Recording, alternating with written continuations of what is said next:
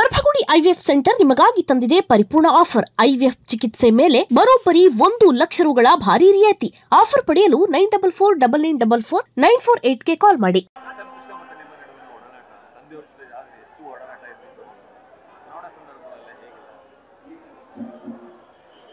ನಮ್ಮ ಭಾರತ ದೇಶ ಹಾಗೂ ಕರ್ನಾಟಕ ರಾಜ್ಯ ಕಂಡಂತ ಅಪರೂಪದ ವ್ಯಕ್ತಿತ್ವ, ಮುತ್ಸದ್ದಿಗಳು, ಅತ್ಯಂತ ಆಡಳಿತದಲ್ಲಿ ಅನುಭವವನ್ನ ಹೊಂದಿದ್ದವರು ಸನ್ಮಾನ್ಯ ಎಸ್ ಎಂ ಕೃಷ್ಣಜಿ ಅವರು. ಇವತ್ತು ನಮ್ಮನ್ನ ಬಿಟ್ಟು ಅವರು ಅಗಲಿ ಹೋಗಿರ್ತಕ್ಕಂಥದ್ದು ಇವತ್ತು ಇಡೀ 7.5 ಕೋಟಿ ಕನ್ನಡಿಗರ ಒಂದು ಮನಸ್ಸಿನ ಮೇಲೆ ಅತ್ಯಂತ ಆಘಾತ ಉಂಟು ಮಾಡಿದೆ. 7.5 ಕೋಟಿ ಕನ್ನಡಿಗರಿಗೆ ಮತ್ತೆ ಅವರ ಕುಟುಂಬಕ್ಕೆ ನೋವನ್ನ ಭರಿಸ್ತಕ್ಕಂಥ ಒಂದು ಶಕ್ತಿ ಆ ಭಗವಂತ ನೀಡಲಿ ಅಂತಕ್ಕಂಥದ್ದು ನಾವೆಲ್ಲರೂ ಪ್ರಾರ್ಥನೆ ಮಾಡ್ತೇವೆ.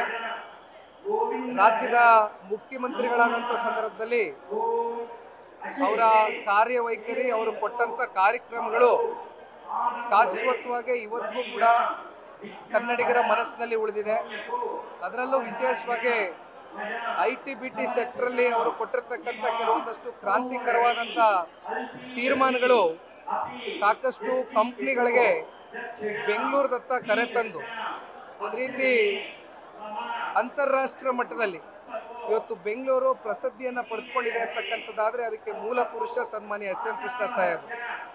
ಅಷ್ಟೇ ಅಲ್ಲ, ಇವತ್ತು ಹೊರಭಾಗದಲ್ಲಿ ಇವತ್ತು ಹಲವಾರು ರಸ್ತೆಗಳನ್ನ ನಾವೇನು ಕಾಣ್ತಾ ಇದ್ದೇವೆ, ಅನೇಕ ಅಭಿವೃದ್ಧಿ ಅವರ ಒಂದು ಕಾಲ್ಗಡದಲ್ಲಿ ಆಗಿರ್ತಕ್ಕಂಥದ್ದು.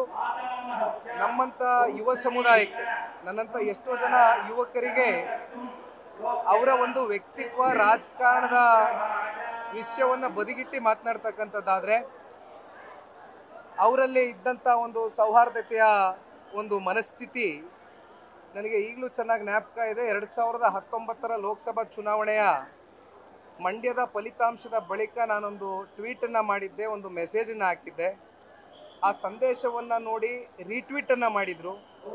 ಆ ಒಂದು ಟ್ವೀಟ್ಗೆ ಪ್ರಶಂಸೆಯನ್ನು ವ್ಯಕ್ತಪಡಿಸಿ ನನ್ನ ಬೆನ್ನನ್ನು ತಟ್ಟಿ, ಯುವ ಸಮುದಾಯ ಚುನಾವಣೆಗಳ ಗೆಲುವು ಸೋಲು ಏನೇ ಇದ್ರೂ ಕೂಡ ಸಮಚಿತ್ತವಾಗಿ ಸಮಾನ ಮನಸ್ಸಿಂದ ತಗೊಂಡು ಹೋಗಬೇಕು ಅಂತಕ್ಕಂಥದ್ದನ್ನ ಅವರ ಕಡೆಯಿಂದ ಬಂದಂಥ ಒಂದು ಮಾರ್ಗದರ್ಶನ, ಒಂದು ಸಂದೇಶ ಬಹುಶಃ ನಾನು ಮರೀಲಿಕ್ಕೆ ಸಾಧ್ಯ ಇಲ್ಲ. ಇತ್ತೀಚಿನ ದಿನಗಳಲ್ಲಿ ಸನ್ಮಾನ್ಯ ಕುಮಾರಣ್ಣವರು ಮಂಡ್ಯದಿಂದ ಸ್ಪರ್ಧೆ ಮಾಡಿದಾಗ ಸದಾಶಿವನಗರದ ಅವರ ನಿವಾಸಕ್ಕೆ ಹಲವಾರು ಭಾರತೀಯ ಜನತಾ ಪಾರ್ಟಿ ಮತ್ತು JDSನ ನಾಯಕರು ಭೇಟಿ ಕೊಟ್ಟಾಗ ಅವ್ರನ್ನ 6 ತಿಂಗಳಿಂದ ನಾನು ಕಾಣ್ತಕ್ಕಂಥ ಒಂದು ಭಾಗ್ಯ ನನಗೆ ಸಿಕ್ತು. ಆಗಲೂ ಕೂಡ ಅವರ ಆಶೀರ್ವಾದವನ್ನು ಪಡೆದುಕೊಂಡಿದ್ದೇನೆ. ನನಗಷ್ಟೇ ಅಲ್ಲ, ಸನ್ಮಾನ್ಯ ಕುಮಾರಣ್ಣವರು ಮೊದಲನೇ ಬಾರಿ ಸಂಸದರಾಗಿ ಆಯ್ಕೆ ಆಗ್ತಕ್ಕಂಥ ಒಂದು ಚುನಾವಣೆ ಏನಿತ್ತು, ಆ ಸಂದರ್ಭದಲ್ಲೂ ಕೂಡ ಸನ್ಮಾನ್ಯ ಕುಮಾರಣ್ಣವ್ರಿಗೂ ಕೂಡ ಆಶೀರ್ವಾದ ಮಾಡಿರ್ತಕ್ಕಂಥದ್ದು ಎಸ್ ಎಂ ಕೃಷ್ಣ ಸಾಹೇಬರು.